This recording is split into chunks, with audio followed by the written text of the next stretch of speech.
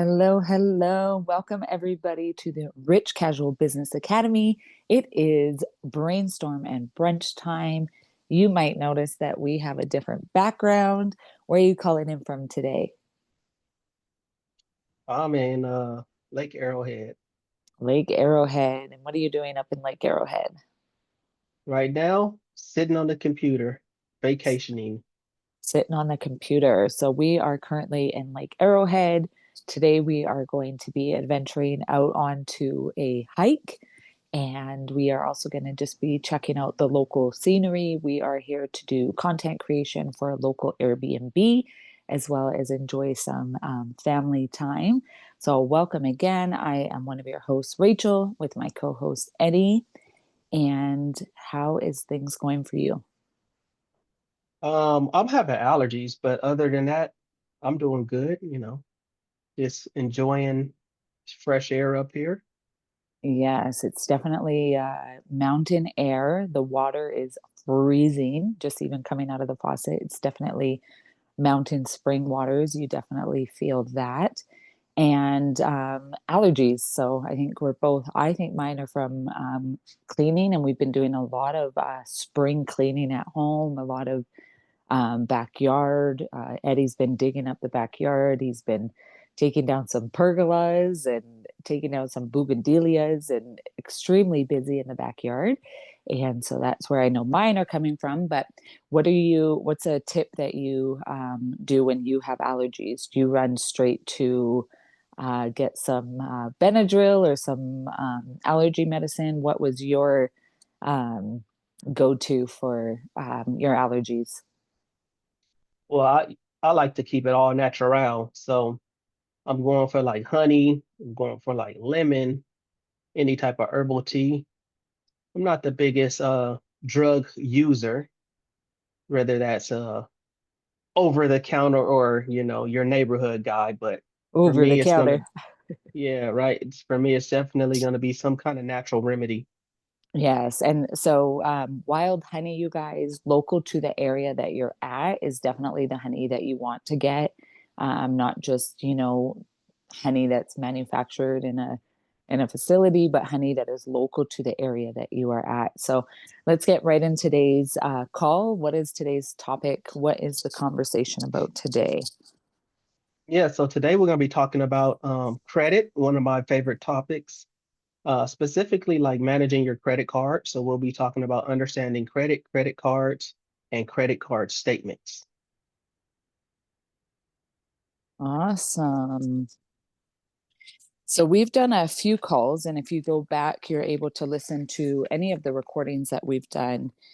Credit cards are, um, a good thing and I guess a bad thing. I think everything is a good and a bad.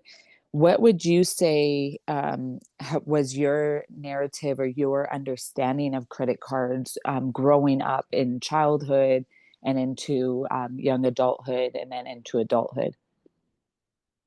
Well, I think like a lot of people would relate credit card usage to consumer purchases and retail spending. So I would hear like, we don't do credit. Um, don't get a credit card because you'll go into debt, which is true, but you'll also go into debt if you're irresponsible with that credit card. So you could leverage it in many ways. But yeah, I always heard it in a negative way. Um, I could even recall you saying like, I pay cash for everything, or something to that effect, or we don't do credit, or the echoing, some of the narrative that we may have heard growing up. Yes. And do you feel that so on our school community, we are not only helping families or helping single people, just everyday people. We're helping with everyday lifestyle, but we're also helping with business owners. Do you think that understanding credit is beneficial for both an average person, and by average, I just mean a non-business owner, an everyday person, and a business owner? Yeah, well, I think if you own anything in your life, um, chances are it's going to be on some type of credit. So if you go and get a car note that you're not able to, you go finance a car note, that's credit. I think sometimes we think of credit card as being the worst form of credit, which retail credit is pretty bad because the APRs are pretty, ridiculous. But even a person who is going to buy a home is buying that home on credit, right? So let's say the average home in California is I think 550,000 or something like that. Once you go and get a mortgage, that mortgage is a credit. You're paying back a debt collector every month, and it's a form of revolving credit. So sometimes we don't look at it that way. We just look at it as, grabbing a Visa or Mastercard and swiping your way through Costco and Target and things like that.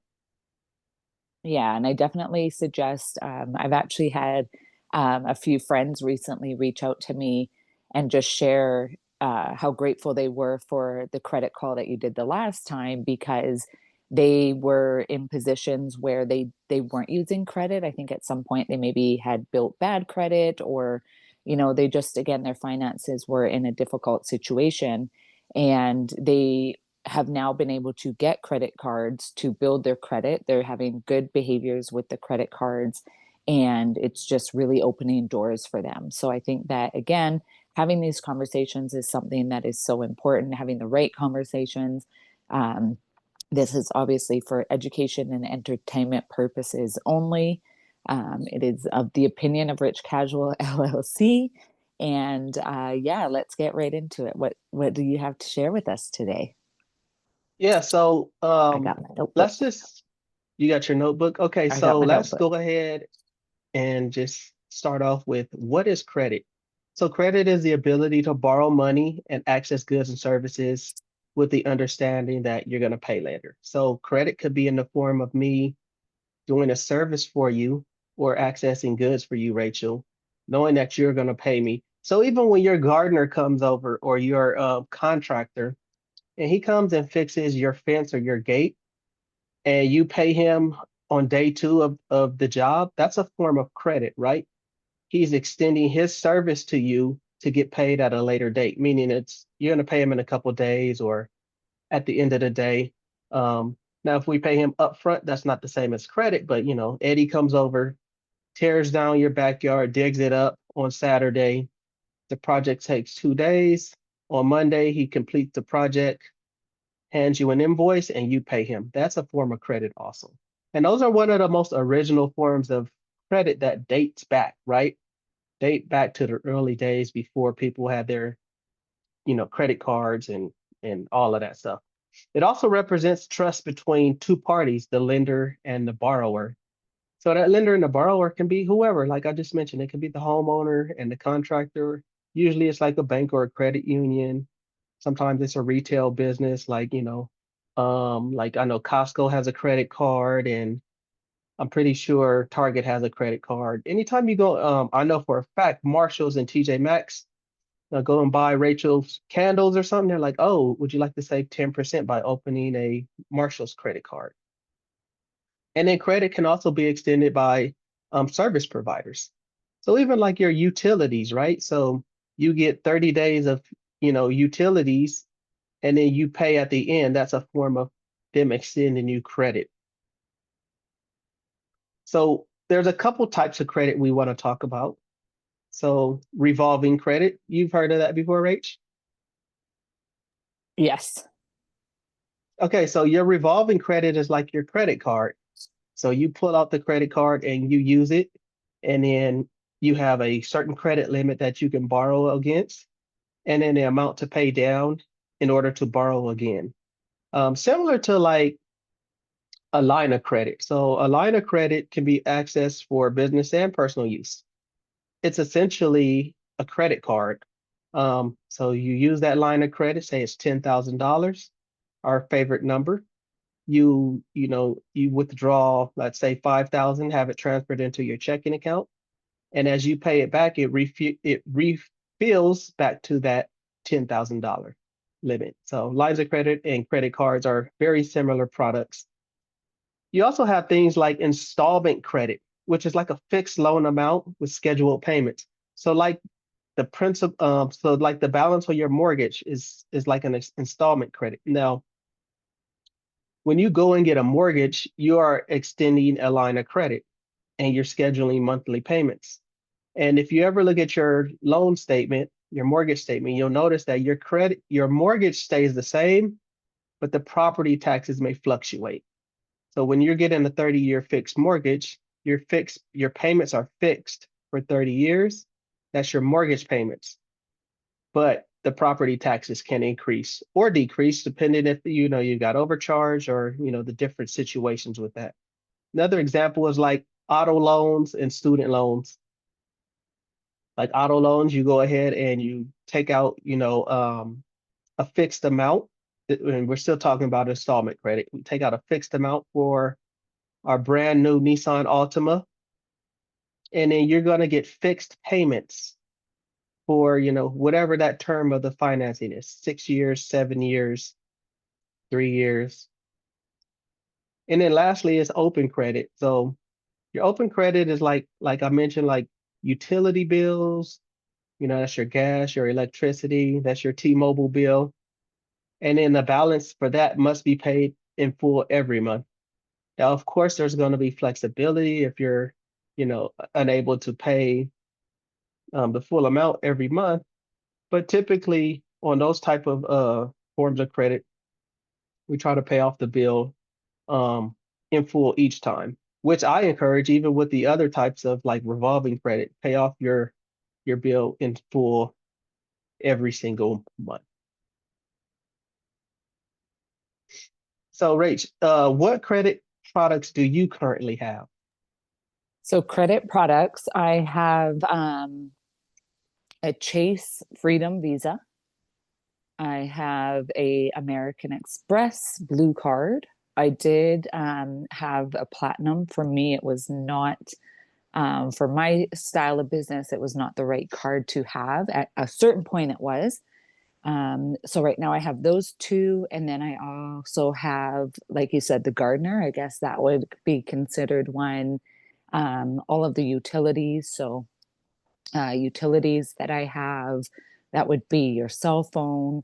And so I wanted to kind of talk on that because I think, like you mentioned, a lot of it is a net 30, right? And coming from an accounting background, everything was net 30. And one thing that I would really love business owners or for you to maybe explain a little bit more, but I find that a lot of them well, sometimes I was actually having a conversation with a girl who's going to have a coffee pop up bar.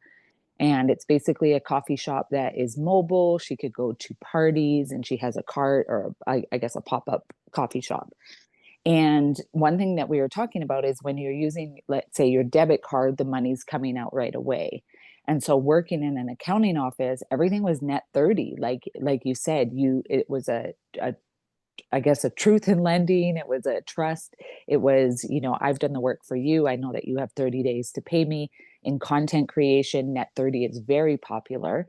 So, what would you say to the business owner about getting those lines of credit? And by lines of credit, that might be like trade lines, or that might be, um, we work with like a lot of restaurants and coffee shops. So, like getting that restaurant depot or getting that account that does have a net 30. Well, I would say it's going to give you the ability to scale a lot faster. So if you only have $2,000 in your checking account and you haven't paid your mortgage and your mortgage is $1,000, and then you have $2,000 in, business expenses, that's $3,000 of total capital that you need. Not to mention you haven't paid for any utilities, you haven't paid for private school. So sometimes using our checking account, number one, um, it's not giving us the ability to scale because there's a constraint, a financial constraint. You can only use the amount that you have. Number two, I always say using your checking account is like taking your life savings everywhere you go, right? So it's one of the biggest, easiest ways to have fraud on your account because you're walking around. If you got $2,000 in your checking account, you got $2,000 in your pocket via that card, right? So it's an easy way to, for any kind of fraud mishaps to happen. I also think, if we could leverage credit properly, it can help us in various areas, right? So if I have I think you said a coffee cart, I'm able to, number one, maybe I have to pay for parking for that venue. Maybe I have to pay for a space, right? Maybe I have to pay, there's 100, 200 bucks space rental for the day. I also need supplies. And those and you know, all these things can add up, but what it's giving me is a 30-day window to pay off all the expenses that I just got, right? And then additionally, it's going to just give you like a financial relief and not be such a burden, knowing that I only have 2,000 in my checking account and I haven't paid anything for the household, right? So it gives you, you know, a sense of ease. And then also your accountant, they're going to like you at the end of the year because you're not going to be commingling your business and your personal expenses.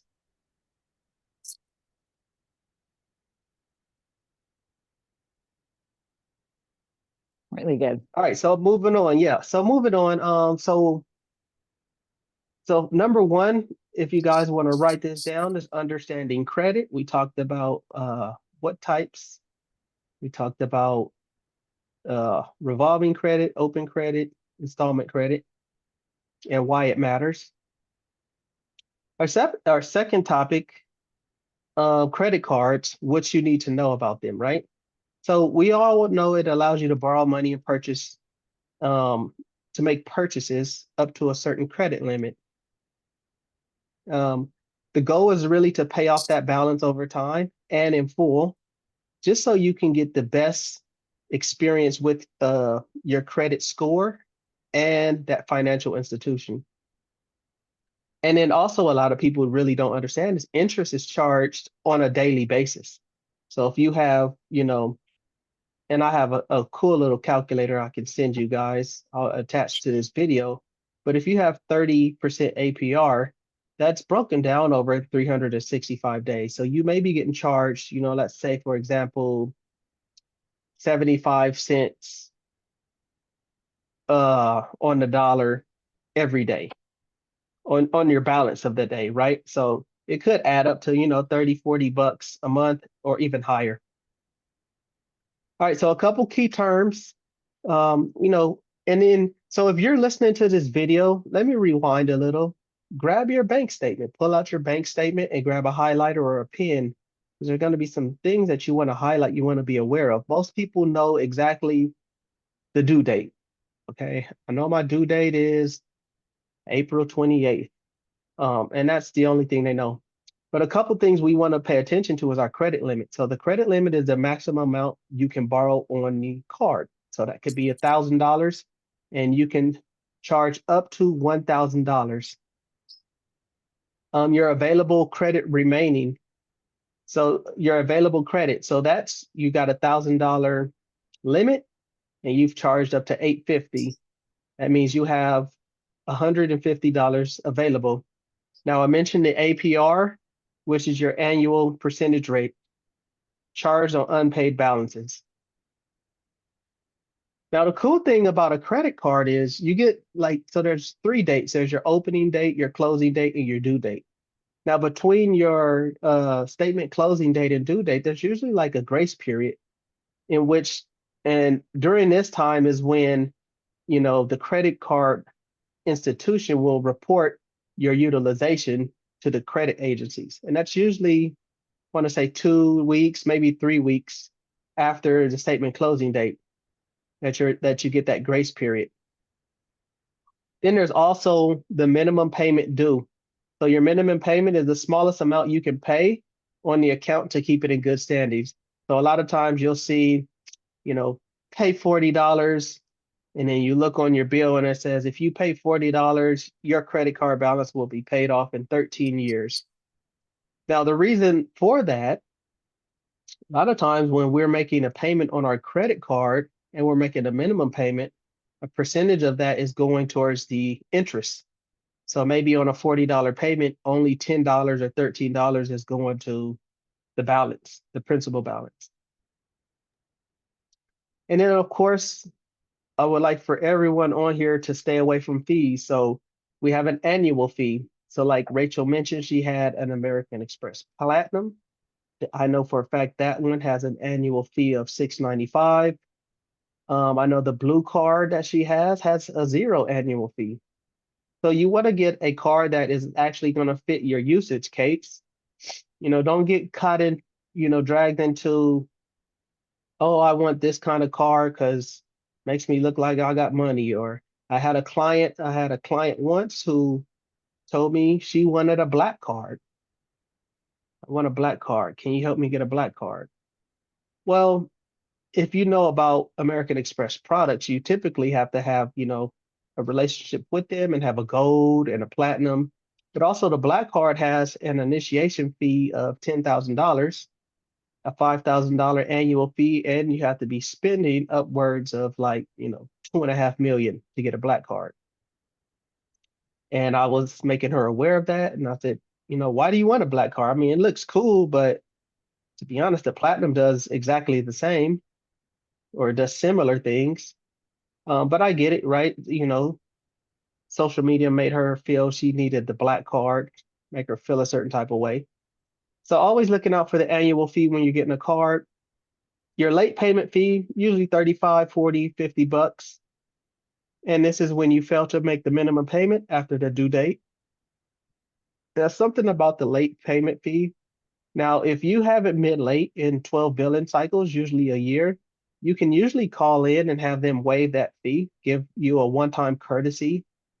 Maybe you just forgot, right? You've been on time, you've been a person who always pays their bills on time, and you forgot to schedule the payment, or you just maybe you jumped in the pool and your phone got wet, and then you didn't have a phone for 2 days and you missed your payment date. Now you're over the limit fee rate. So we talked about having a credit limit, that credit limit of 1,000. Now, some credit cards will allow you to slightly go over the credit limit, but they also are going to charge you a fee. Now that fee can be, anything. It won't be anything too exaggerated, but they will, charge you for going over that limit. And then this one is actually going to be, something for you to take a look at Rach. I know we're going to be traveling internationally, but there's going to be a foreign transaction fee on certain purchases and certain cards. So I know that the American Express Platinum, which I have, doesn't charge a foreign transaction fee. So when we travel internationally, I'm going to be using that card, just so I can alleviate any fees. And then your cash advance fee. So most credit cards offer, a limit of cash that you can charge against the card. So if you have, once again, we talk about a $10,000 credit limit, and you have up to, let's say, $2,000 cash advance, you're able to take that cash and directly deposit it into your checking account. Now, what a lot of people don't know is your interest gets charged immediately. So as soon as you make that cash advance, you start to accrue interest Mm. immediately. So literally on day one, you're starting to accrue interest.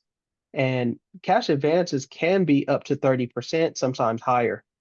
So it's going to be very important that when we're looking at this, that we take a look at our credit card statements so we can understand those important dates, right? I know for me, growing up, all I knew was, don't be late.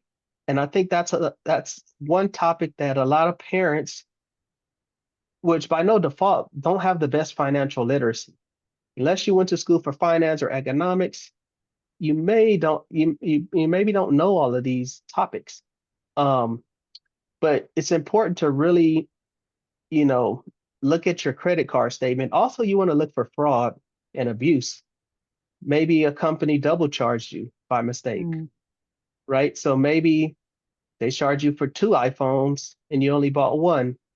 Or maybe there's some type of fraud. Maybe you bought something off of Temu and you got charged two fake Rolexes instead of one, right? So it's just really important that you read your statement every month.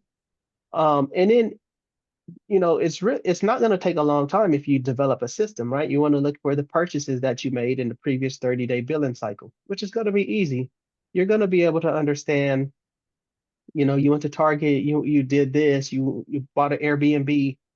Um, you'll be very familiar with the type of charges and things that didn't happen, they'll stand out really quick. You also want to look at, the balance, statement opening and closing dates. Those should be some very important dates that you look at. Did you have anything you wanted to add, Rach?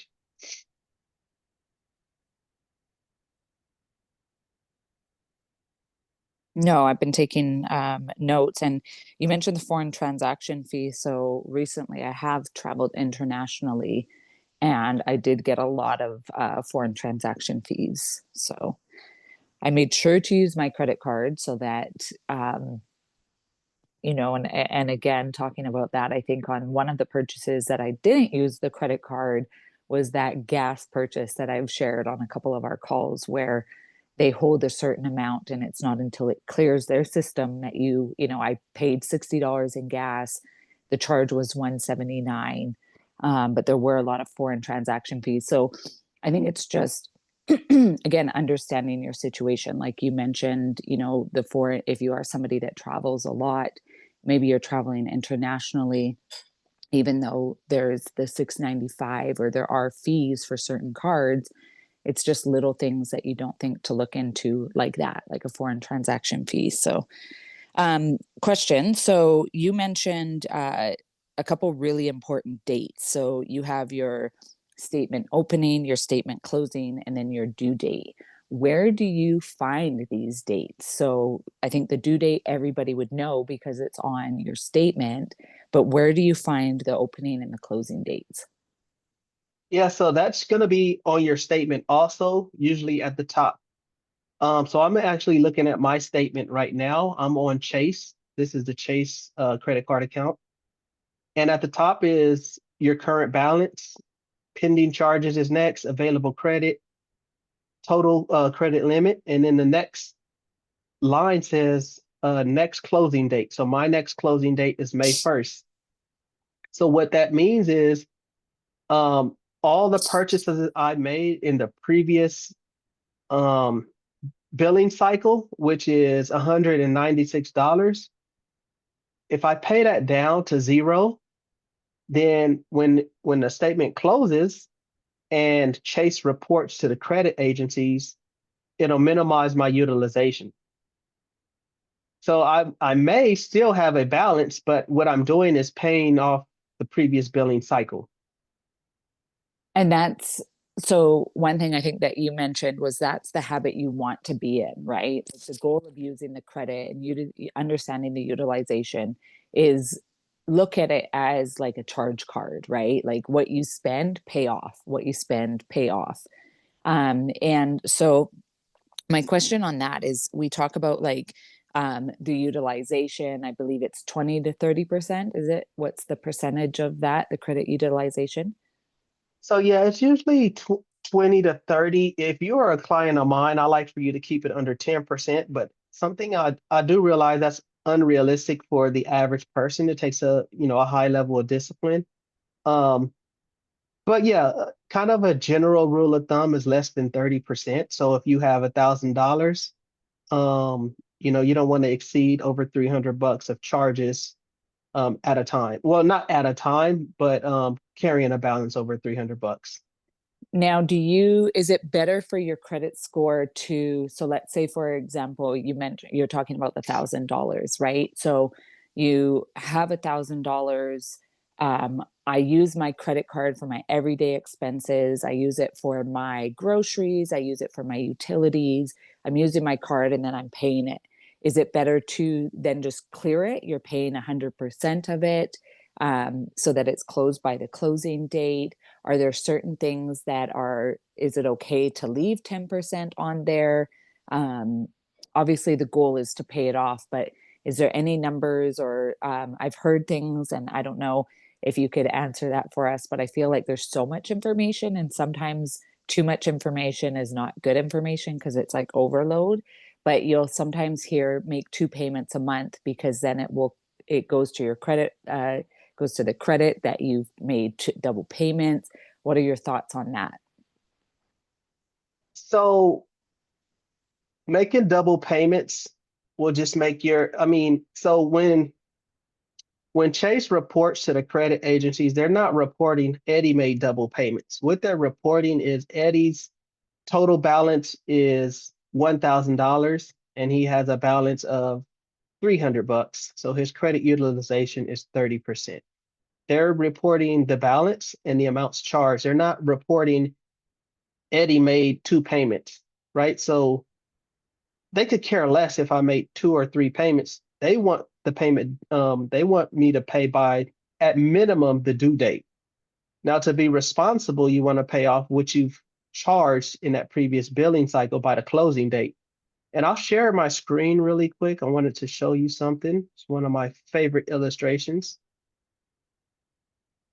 But this is how the credit billing cycle works, right? So you get about 30 days of a billing cycle. So let's say April 1st to April 30th. And then your billing cycle will close, and that's called the closing date. And then you get that grace period before your payment is due. Now, but now in that billing cycle, what happens is a lot of people do make multiple payments because let's say on April 1st, you make some charges, and then on April 5th, you pay off those charges. Now you're back to zero.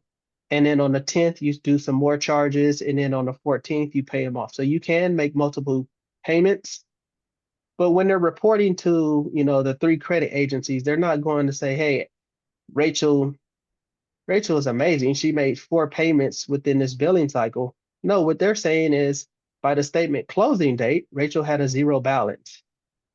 And the statement closing date is when they report to, Experian and TransUnion. Now, if you don't pay off your balance in total by the closing date, that's when it'll have an effect on your credit. Now, the due date is when, Chase wants their money, but the closing date is the reporting date. So closing is when they report to the agencies.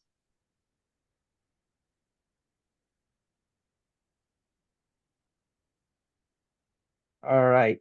Did that make sense to you? Do I need to make Yeah. it bigger or what? No, Okay. I took a screenshot. Okay, good. Yeah, so that's just one simple way to understand that. And the reason you'll hear use less than 30% of your utilization, because it's going to help you maintain good credit. But a lot of us know that the average person is not going to be able to, keep a 10% credit utilization. Now, one thing I recommend is, like, for example, one thing I did was I put the Amazon Prime on one of my credit cards and have it come out automatically, and then I pay it off just to show, a certain amount of utilization on that credit card.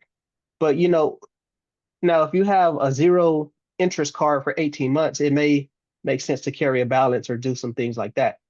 But we also got to remember that once we're, if we're not paying off in full, we're paying interest over to Chase. So a couple things. So some best practices, some things to keep in mind, Rach. Always try to pay your balance off in full. Okay, so that means what you've charged in that billing cycle, try to pay it off in full at the statement closing date. We talked about using 30%, less than 30% of your credit limit. And this goes across all cards. So, if you have four different cards, you want to keep them all below a certain threshold. And I would even go as far to say, there's certain cards that, like for myself with the platinum card, I'm only using that for major purchases and travel.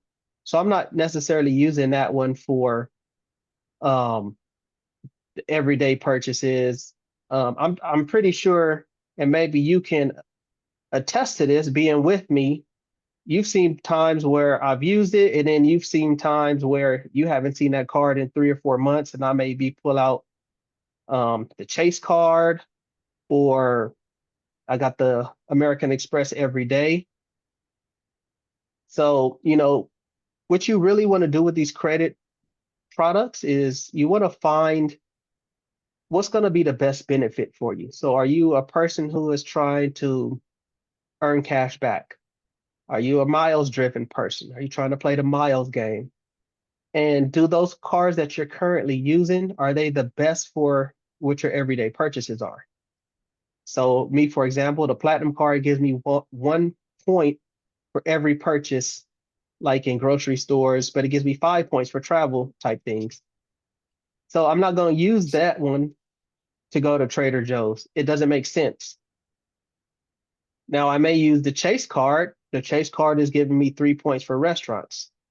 So that's something about your Chase Freedom rate. You're going to get 3 points for restaurants. I'm not sure if you are aware of that, but that's when you're getting these credit products, it makes sense for you to understand what you're actually using them for. That's going to help you stay out of debt. And then that's also going to help you, get the maximum out of it because Chase, American Express, Citibank, they're definitely going to get something out of you. So I'm going to bring up something really quick. I want to show you guys something. Find it.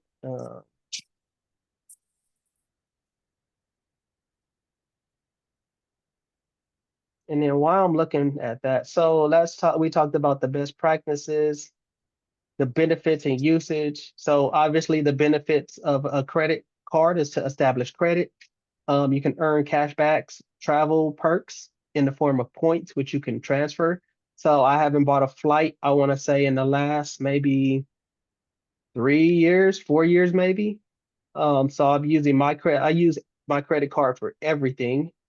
Um, they just actually sent me a new debit card, Rach, on the credit union, and I was surprised because I don't even have a debit card. I use my credit card for everything, which allows me to, maximize the amount of points I get. You can so establishing my credit using the credit card, fraud protection and purchase insurance is huge. Have you had any experiences with like fraud protection and purchase insurance, Rach, using a credit card? Yes, definitely. I've had a few incidents where you check the statement and you're like, that does not look familiar. Yeah, and that's the beauty of using other people's money in the form of a credit card, right? So they're going to be able to dispatch, their fraud protection team and their legal team, to help you get your money back and to help you find out, solutions to what may have happened.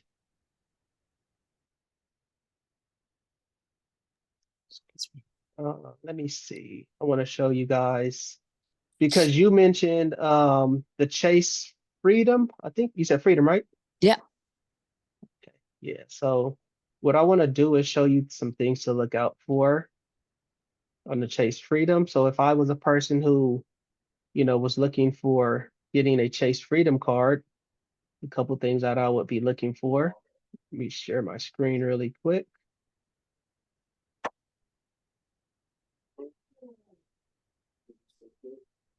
So first thing I see on here is there's a $250 bonus after you spend 500 bucks in the first 3 months.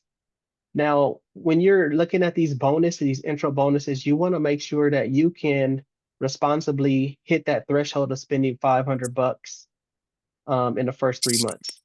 Now, what that could look like is maybe you paying your insurance premium.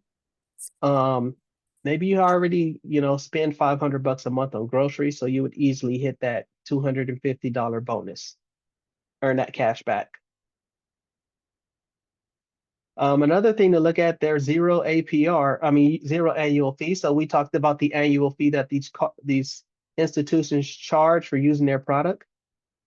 And here's a huge one, zero APR for 15 months. So that means you're going to get 15 months of interest-free purchasing on this card. And then afterwards, you're going to get a variable interest of 18.9 to 28.4. And then also, we didn't mention, but balance transfers fees apply too. So what a balance transfer is you're taking a balance from card B and transferring it over to, let's say, for example, this Chase Freedom Unlimited. they're going to charge a fee on top of that. Now you may not pay any APR for 15 months, but you may pay, 3 to 4% balance transfer fee on the amount you're transferring. So you're going to get unlimited 1.5% cash back at the beginning.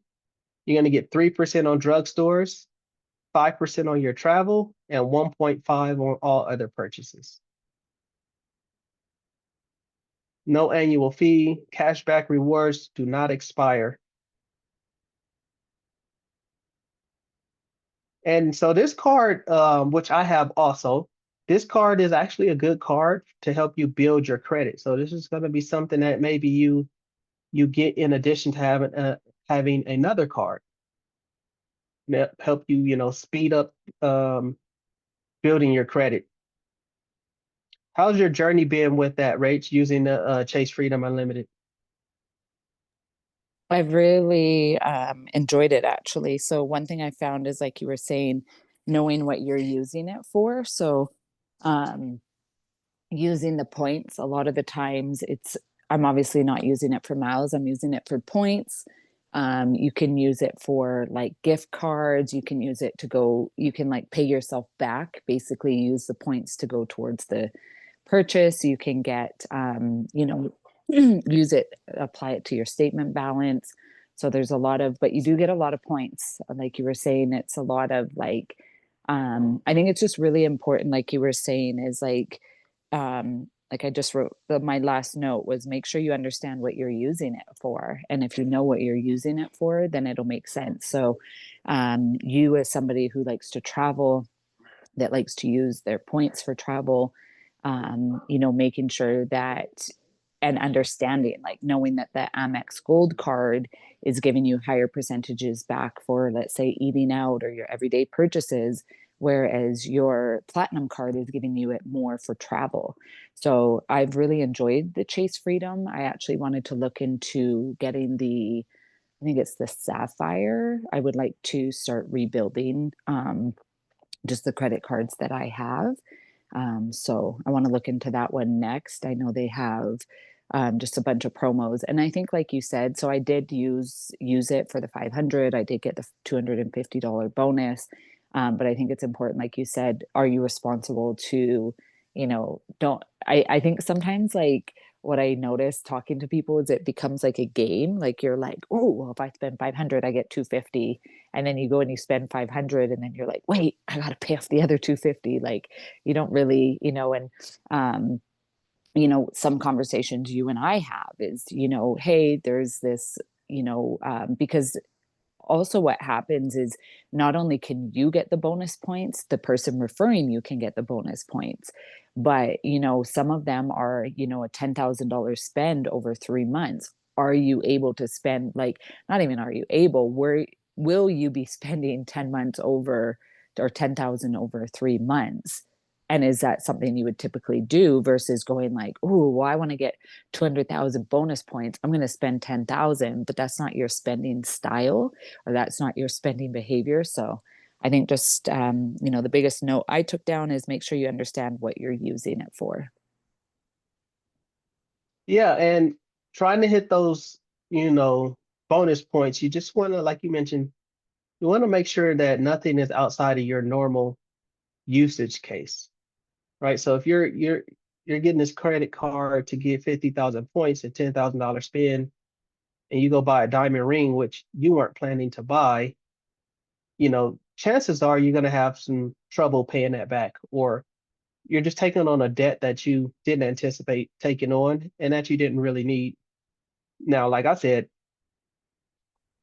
um, some good things, especially for business owners, right? Maybe prepaying your taxes, right? Using your card for that to hit that spend threshold.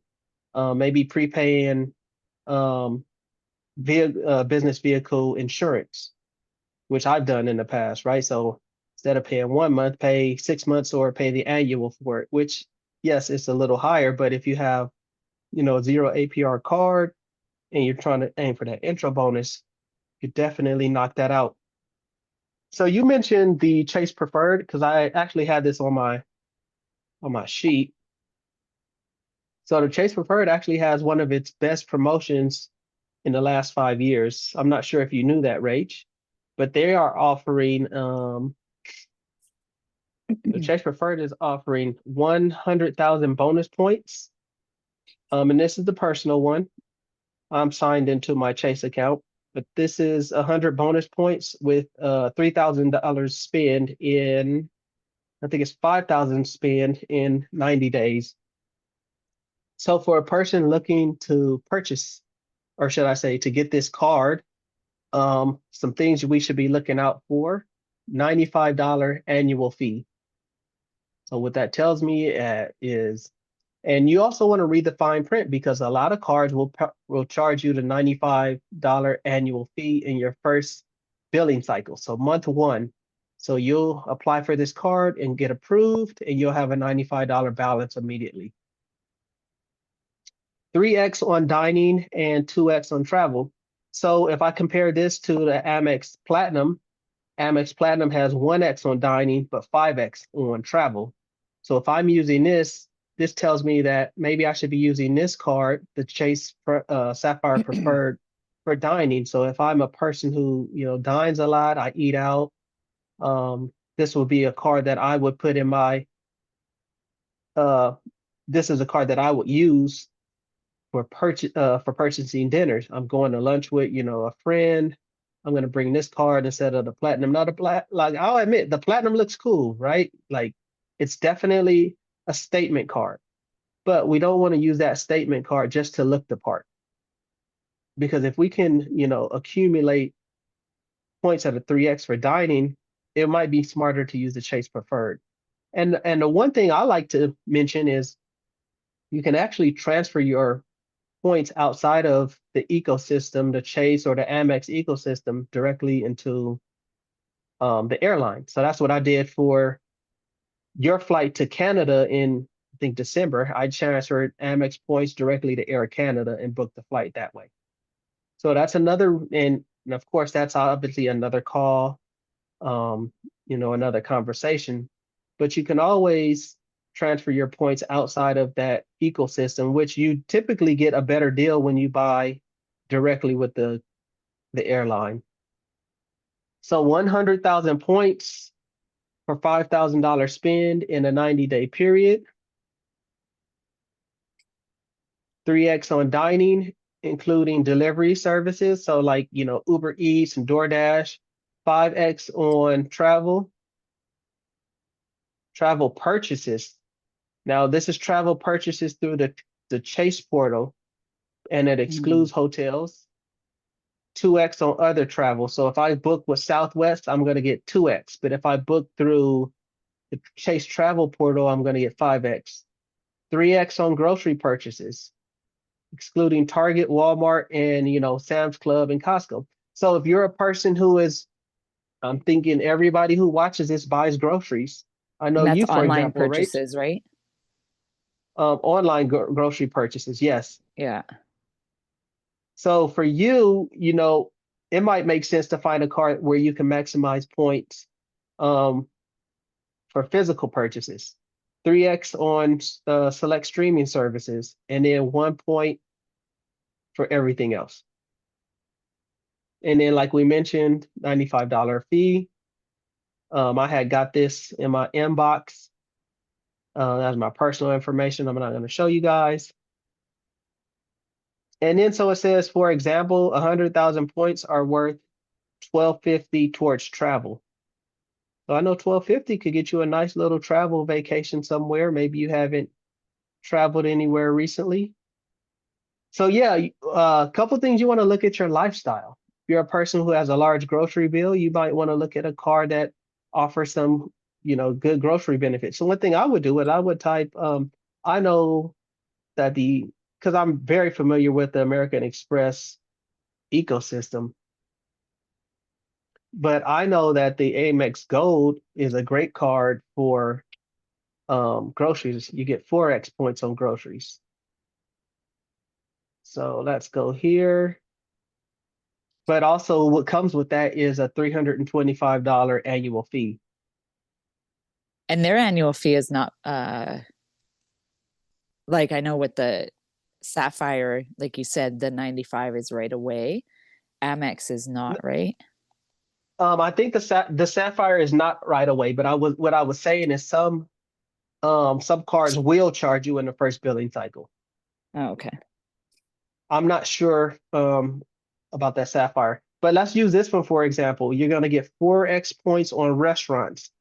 So if you're a person who eats out a lot, maybe you don't like to cook, maybe it doesn't make sense for you to cook because there's just you at home or whatever your situation is, this might be a good card for a person. 4x points on supermarkets. So this is, for me, I think this would be great to accumulate points, especially if you have a large grocery bill, especially if you have, family or you have kids, and then 3x points on flights. So this would be a card I wouldn't use for flights, but I would definitely use for the supermarket. But also what comes with that is the $325 annual fee. So yeah, when you're looking to purchase, when you're looking to get these credit cards, you definitely want to, I would say sit back and look at the type of lifestyle you live. Are you a person who wants to take a few vacations a year? Um, so I'll use myself for an example. The platinum card is for travel. When I travel, I like to be in a lounge. When I travel, I like to use points, right? There's been instances where I've bought a flight on points and upgraded to first class for 30, $40, right? So I like to go to lounges in different cities. So I'm going to use the platinum card for that. I'm also at a point where the 695 annual fee is not necessarily affecting my bottom line, right? So that's a steep annual fee. I think it's one of the highest in the market. But you also have to look at the amount of money you bring in and does it make sense for you? How many times have you traveled this year, right? When you've traveled, are you buying food in the airport? So for myself, for example, I would always tell Rach, we're gonna go to Chick-fil-A and buy food for two little kids. That's about to be $50, right? I'd rather go in the lounge and have all you can eat services somewhere comfortable to sit and use those perks. So for my situation, it works. I've been to the LA lounge, the Atlanta lounge, and the three lounges, um, all in January, right? So for me, it worked. A card like the Chase Freedom Unlimited, I got a nice little referral from Rachel. Thank you for that. So I was able to get the $250 cash back. I actually one of the first things I bought was I bought a travel backpack. So bought that nice travel backpack, which I was intending on buying anyway. And I figured if I could spend 500 in 90 days, I'm going to buy this backpack for an upcoming trip. I'll put it on the card, pay it off, and then have that 250 offset the price of the card. And so I'm using the Chase Freedom Unlimited for, like restaurants, occasional uh like grocery trips. And then the next card I have in my rotation is the American Express Everyday. Now that one is a card that I'm using for, like it says, everyday purchases. So it's not gonna be a card where, I'm getting necessarily like the best rewards or the best perks. But the reason I got that card because it had an intro bonus. Um, it had a welcome offer on points. And I know I was going to be able to hit that threshold. There's no annual fee. So I knew it was going to be like basically a cheat code for me to get extra membership reward points. Then I also have the Business Blue, which I've already taken advantage of. I think it was 25,000 membership reward points. It's zero APR. And I have that one just as a credit builder. I think it doesn't even have a balance on it. And that's another thing. If you have these cards with zero balances, don't close them. Keep them open because you're building that credit history. So my blue card, would I use that blue card, the American Express Business Blue, when you purchase with points, you got to pay the taxes and fees. So I usually have a tax. The taxes are usually like $5 to $6, and I have it charged to the Business Blue card, which I pay off before the statement closes, closing date.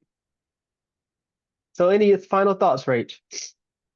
No, I thought this was really good. I'm excited to actually dive in more into kind of like you were saying, like looking at that sapphire. That might not be the right card for me. I know that I am definitely the grocery shopper of the household, so maybe that American Express Gold would be the way that I want to go. So I think, like you're saying, is it's important to have responsibility. I think it's important to, so number one, understanding your credit. Number two, what you need to know about them. So everything from, the due date, opening, closing, and getting that highlighter out, getting the highlighter and printing your statement to really see, and then seeing which card is right for your lifestyle. So I don't think the average person is probably doing it based on their lifestyle. I think it's probably one impulse. I think, like you're saying, like I know every time I go to Marshall's, TJ Maxx, and we're all affiliates together, and you could save 10% today. And at the end of the day, everything is sales, right? So when you're going, they're not just saying you could save 10% today. Well, you would actually be saving $20 today. Like they're throwing out the number to entice you to get it. So I think it's really important to just make sure it's right for your lifestyle. So again, strategy, knowing your goals, and then going from there. So great call. Really excited to do some action items after this. Yeah, and I would say when we think of like the retail card, like Marshalls and TJ Maxx, a lot of those cards you can't even use outside of their ecosystem. Right. So like a Marshalls and TJ Maxx card, you can also use at Home Goods, but you can't take that same card and go to like Costco or your local grocery store and purchase things.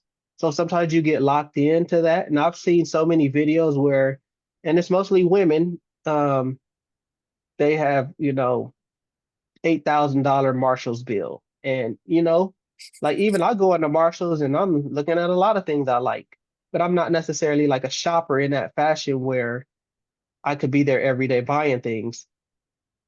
So we ought to remember that their goal is to sell us stuff. And then we get that certain type of relief, right? It's instant gratification. Our dopamine goes off the radar when we're making these purchases. So it's the same reason why it's easier to spend than to save, right?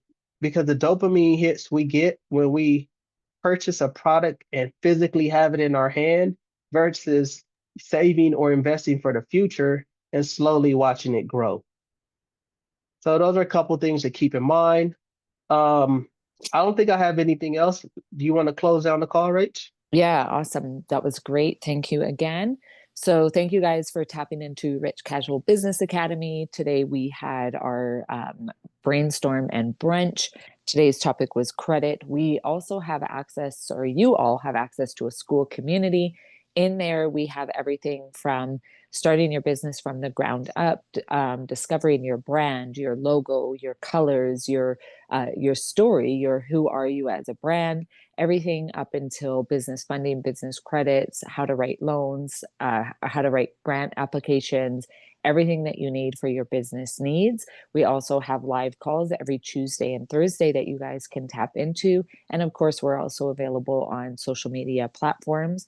So any questions that you guys have, make sure that you reach out, and we will see you guys on our next call. Thanks. Bye. Have a great day. Bye.